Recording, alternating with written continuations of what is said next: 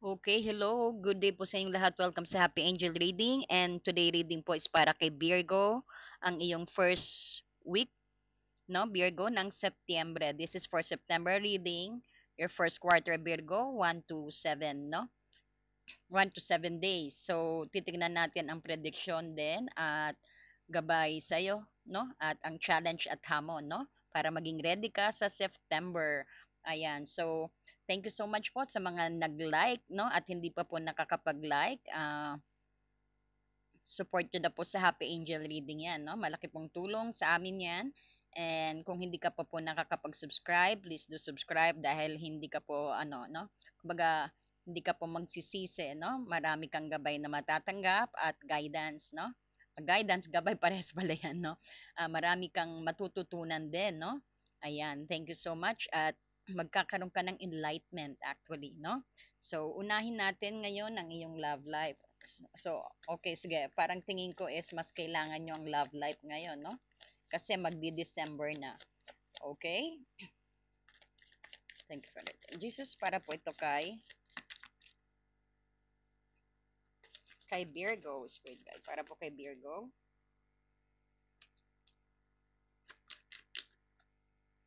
Ayan, tumatalo ng card mo, no? Hangman in reverse.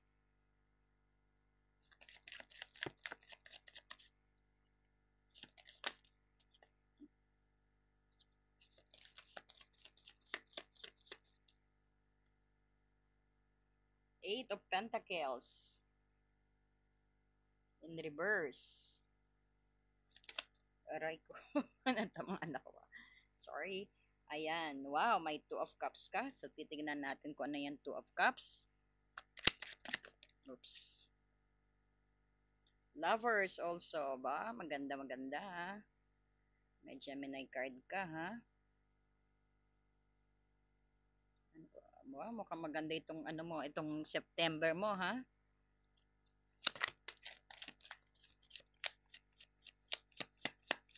Para po kay Virgo sa kanyang September, ang kanyang hamon, at ang kanyang current sitwasyon, Spirit Guide.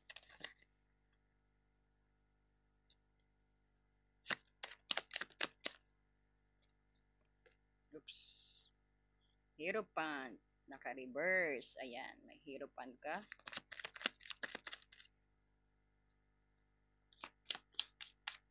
Para po kay Virgo. Hmm. Layo na din at Knight of Pentacles na in reverse. So, kukuha rin tayo ng iyong ano, no?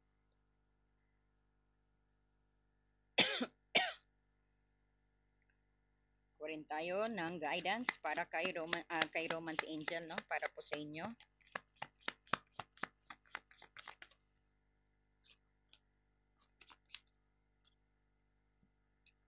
Okay, ito na po kunin natin. Ayan, forgive and learning daw, no? So, mamaya explain natin yan, no? So, ayan.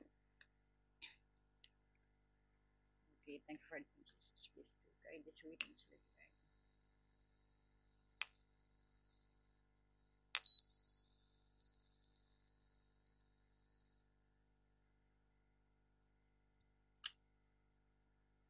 Wow, very nice. Nakita natin, no? Uh, may came across with Gemini, no? Uh, okay, so nakikita natin dito ang current sitwasyon mo, no? Parang medyo meron kang matagal nang nasa loob mo na nahihirapan kang ilabas, no? Ang kasi itong Hangman in reverse, no? Ito yung parang you're not motivated, no? Parang sabihin natin wala kang gana. O pakiramdam mo yung nakakulong ka sa isang sa isang sitwasyon o isang relasyon na hindi gumagana para sa iyo, no? Or ito rin sabihin natin pagkabagot, no? And ito rin actually ang pakiramdam mo is parang very na-stuck ka or nag-still or sabihin natin parang pagtutol sa isang kinakailangang pagbabago din, no? Na Sabihin natin pagtutol din sa isang ano na pagbabago diyan sa buhay pag-ibig mo or sa iyong love life. Parang tingin mo stagnant ang love life mo, no? Maari ring matagal mo nang pinagpapaliban ang mga bagay-bagay din dito, ang mga desisyon, no? O ayaw mong tingnan ang mga bagay mula sa ibang pananaw in other ano no, in a new perspective. So actually ito yung ano parang you're losing your motivation September 1, no? But ang current sitwasyon mo. But so happen that you got the ano no, clarified by the lovers, no? Pero lumabas ang lovers dito. Ito yung parang pinakaugat ng iyong pag-alinlangan or sabihin natin pagkatigil, no? Parang ito yung nagpapahiwatig sa iyo or nasabihin natin this is the root, the lovers, no? It could be Gemini also. Parang he is the main reasons. That ano no, kumbaga some of you, no? Or sabihin natin meron kang pagpipilian actually sa September 1 na kailangan mong gawin tungkol sa isang relasyon. Bakit may third party ba? Bakit kailangan mo mamili? Biro lang, ha? Alam niyo naman, nagbibiro lang tayo, no? So, basta nakikita natin, ang pagkawala ng motivasyon mo is dahil because of the lovers dito or sabihin natin to those who's dealing with Gemini, no? Or sabihin din natin na parang ipinagsadyos mo na rin actually ang relasyon or sabihin natin you feeling stuck on the situations na parang tingin mo hindi gumagana ang relationship. Parang nakaganyan lang, oh, magkasama nga kayo. Pero you feel na wala ng coldness. Parang tingin mo panay cold na, wala ng init, no? Oh, the energy can shift po, no? Maari ko pong makuha ang energy ng persons ninyo, no? Pero this is your situations, no, Virgo? So,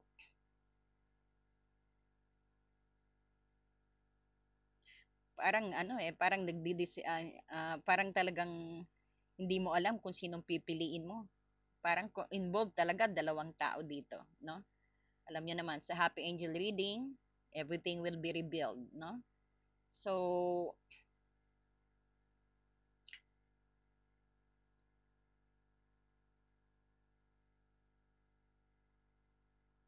or parang sabihin din natin na you're thinking kung magko-commit ka ba or sabihin natin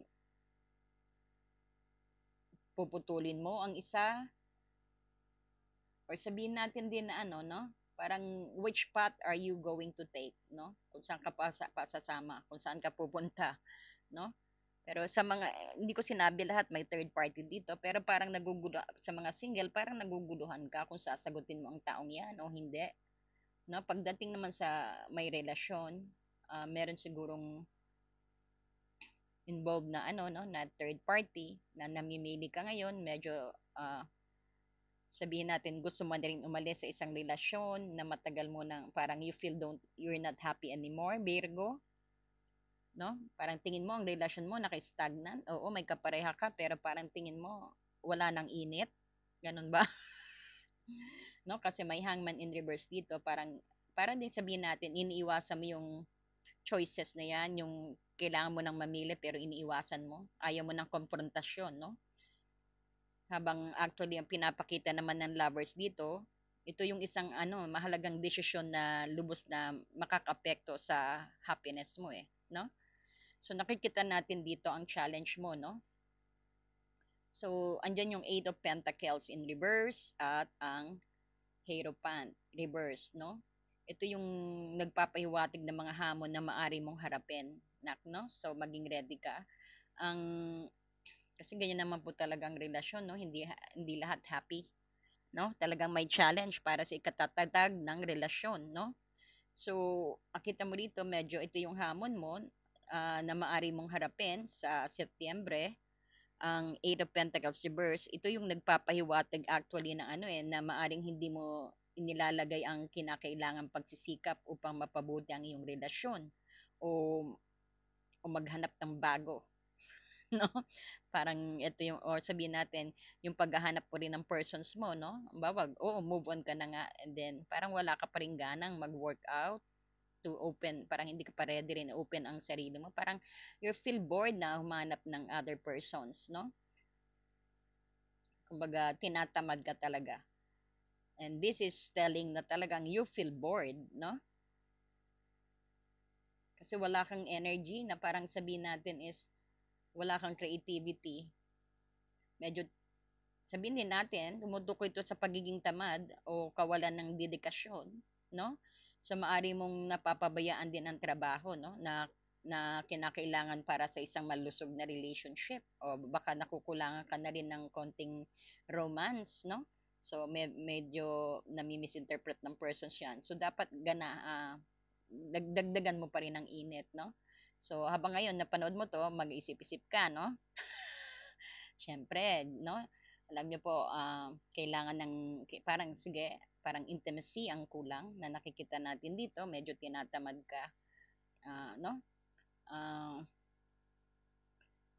maari rin na talagang hindi lang sa intimacy yan, kundi rin siyempre sa everyday ninyo, no? Parang hindi ka motivated sa relasyon, pinapakita mo obviously yata yan sa ano sa persons mo, no? Or ang persons mo ganyan ang pinapakita sa iyo, no? Maaring makuha kong energy ng persons nyo. So, and clarity ng Hierophant actually in reverse na nagpapahiwatig ng ito yung mga pagtanggi sa mga traditional na halaga or compromise o ito yung sabihin natin nakasanayan ng kaugalian. Naging habit na, naging cycle na actually ang hindi nyo pagpapansinan, yung medyo cold kayo, no? Which is kaya patuloy na medyo nakikita natin, yung isa parang ano rin, no? Yung partner mo medyo nag-iisip na rin na parang I feel na hindi ako ano, I feel na there's something missing, no? Nakulangan ng init ang inyong pagmamahalan, nakulangan ng konti, lagyan nyo ng konting spice, no? Ang inyong persons o kayong dalawa, ang relasyon ninyo, no? So, actually, both of you need to compromise something here, eh, no? Siguro nakasanayan nyo na yung ganyan. Yes, may intimacy nga kayo, pero after nyan, tapos na, no? Dapat pinag-uusapan pa yan. Dapat maglagyan nyo ng konting additional na romance pa, ng konting ng konting init o lagyan niyo pa ng konting conversations after ninyo mag ano no, mag make love.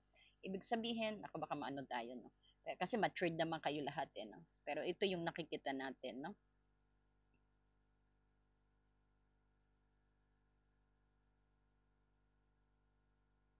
Maari din na masyado ka ring sabihin natin Virgo na you are very much demanding din sa partner mo or ang partner mo is very much demanding, no? Kasi may Hierophant in reverse dito, no?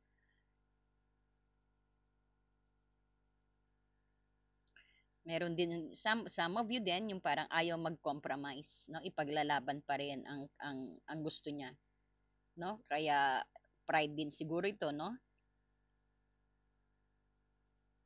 Ito rin yung nakikita natin medyo nagiging ano, lumilikha ng hindi pagkaka ano, lumilikha actually ng ano ng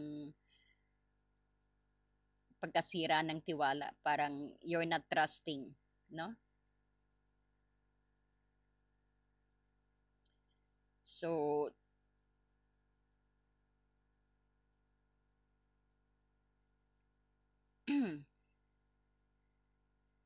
parang ayaw mo mag-work hard dito, Virgo, sa relationship na to. You really feel bored. Bakit kaya? No? Meron bang iba? Meron bang isa? Kagaya ng Gemini kasi, kayo po makakasagot niyan, no? So, nakita natin dito, so parang you're not ready rin sa mga ano rin, sa mga magko-commit, parang not yet ready. Some of you naman hindi ready mag-commit sa relasyon na yan, no? So,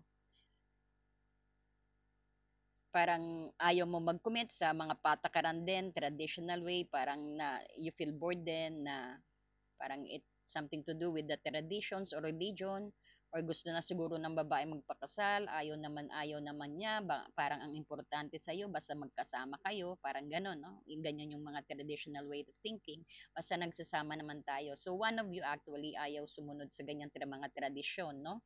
Sa mga matagal nang nagli-live-in, maybe your person's asking you na siguro matagal na kayo nagsasama at ayaw ka pang pakasalan. So parang nag-year na siya ng kasal or sabihin natin, no? Maaring mga ganyang sitwasyon din, no? So, nakita natin may guidance ka rito na Two of Cups and Two of Cups at Knight of Pentacles in reverse, no? So,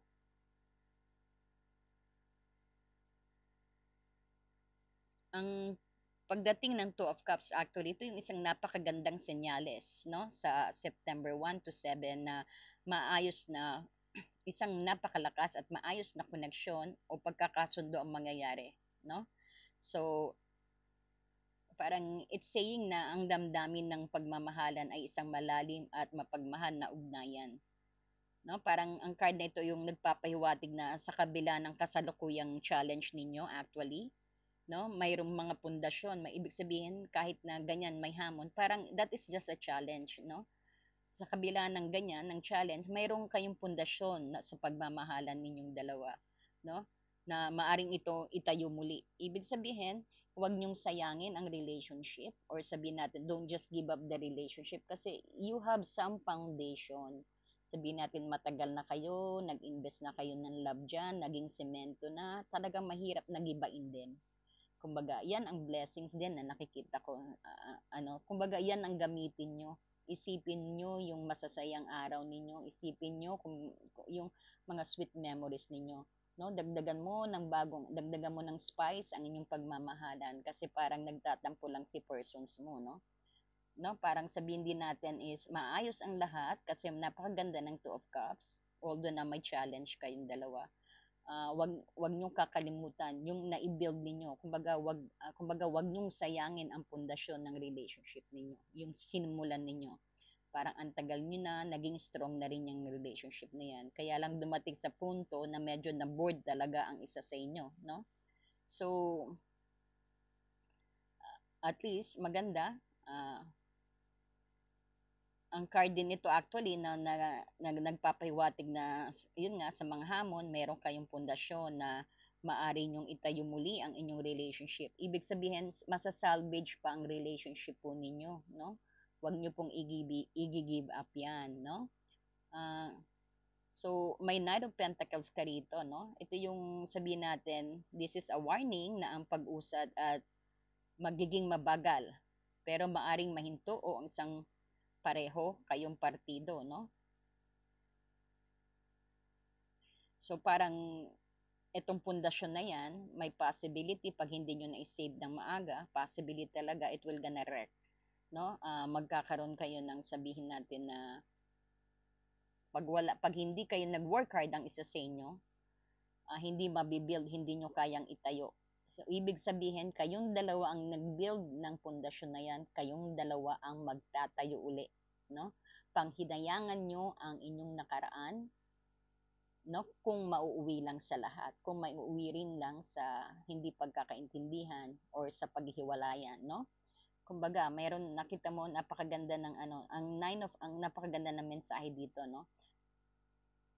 Ang Knight of Pentacles reverse, ito yung kumakatawan sa isang sinasabi nga natin, maybe nga tinatamad ka to work out, no? Parang wala kang motibasyon o hindi, o sabihin natin hindi ka maasahan, maybe Virgo sa time na yun dahil tinatamad ka, parang you don't want to work, no? Ito yung nagsasabi na habang posible ang isang positibong result, no, mangangailangan ito ng labis na pasensya rin.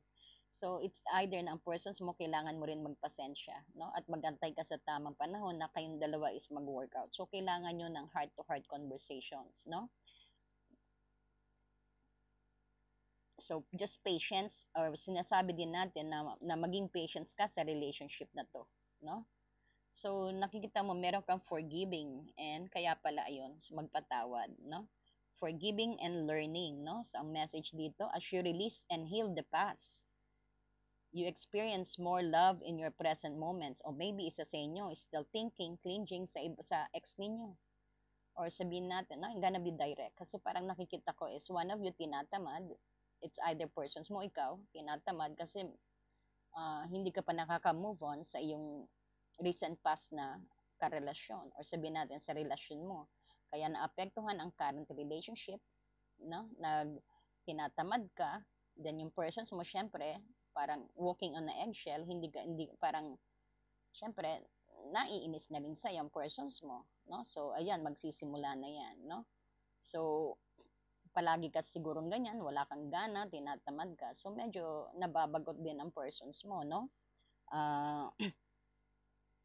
Virgo. So, ang sabi ng forgiving and learning, ang sabi dito, no? Ito yung pangkalatang mensahe, no? Para sa buhay pag-ibig actually. Parang ang inyong buhay pag-ibig ay nasa isang kalagayan ng pagkakatigil, stagnant, umistap, no? Umistap ang daloy ng inyong relasyon. So, pangunahin dahil sa'yo, dahil ikaw o ang iyong kapareha ay tumututol sa isang mahalagang desisyon at hindi naglalagay ng sapat na pagsisikap. So, ang payo nito ay magpatawad at matuto. Iyon ang susi, no? Kailangan mong bitawan ang nakaraang hinanakit at maging handang matuto mula sa iyong pagkakamali at mula mismo sa relasyon, no? So, ang potential para sa isang mapagmahal, maayos na partnership, no? Kasi itong Two of Cups, meron kang Two of Cups dito, no? Ay, nandito eh. May pinagsamahan kayo eh. Panghinayangan nyo, no? Ibig sabihin that relationship still can salvage, no? Maari pang mabuhay, itayo uli. Pero hindi kayang itayo ng nag-iisang tao, na ikaw lang or ang partner mo. Kailangan join force kayo. Kaya tigilan mo yan, tatamad-tamad na, ha? No? So, kailangan yung bitiwan ang nakaraan at ang pagkakamali kailangan magpatawad, no? At muling igising mismo ang inyong relasyong dalawa. So, ang maganda, may potential ka nga kasi yung pinagsamahan, yung pundasyon na binil din nyo andyan dyan. So, napakadali nyong ibangon uli ang inyong relationship. No? Kailangan magsumikap at labanan ang mga mabagal at walang motibasyong energy. Virgo, try to fight that boredness, try to fight yung pagiging unmotivated mo, no? So, nakikita natin ang unang linggo mo rito, Virgo, ng Setyembre ay malamang maging isang panahon kung saan ikaw ay makakapagbuno pa rin, no? Makakapagbuno pa rin ng mga isyong ito, ngunit ang mga card ay nagpapahiwatig na posible ang isang tagumpay kung handa ka lang yakapin ang pagbabago at magsumikap, no? Maaayos ang lahat na, no? Always remember, forgive and learning, matuto sa gawing experience at gawing teacher ang mga dating relasyon or wag nang ibalik pa at umasa pa. Kumbaga, if you try to close that book, no, sa sitwasyon mo, Virgo.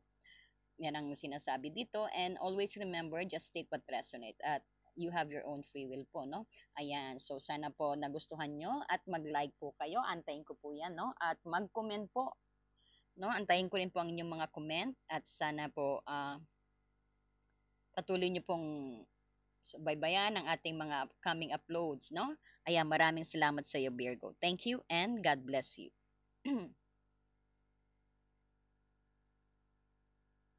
Dear friend, have you ever felt so stuck, hurt, or hopeless that you knew something had to change, but you didn't know how things would work out? A time when you could have really used more insight and guidance, or at least a new way to nurture yourself and bring a little more peace into your life. We all struggle with our own issues, self-defeating patterns, and conditioning, all of which color our views of ourselves and the world, whether we're aware of it or not. Add in the chaos of modern life, and it makes sense that you might not know what to do, where to turn, or even what's holding you back. But what if you had a tool that could help you not only relieve stress and anxiety, but also help you focus on self-care and get clear on what blocks your way to living the life you truly want and deserve? In Heart, everything will be revealed to you. In Heart, you will be inspired, enlightened, and empowered. Mahal kong kaibigan, naranasan mo na bang mapagod, nasaktan, o nawalan ng pag-asa na alam mong may kailangang baguhin, ngunit hindi mo alam kung paano mangyayari ang Dear friend, have you ever felt so stuck, hurt,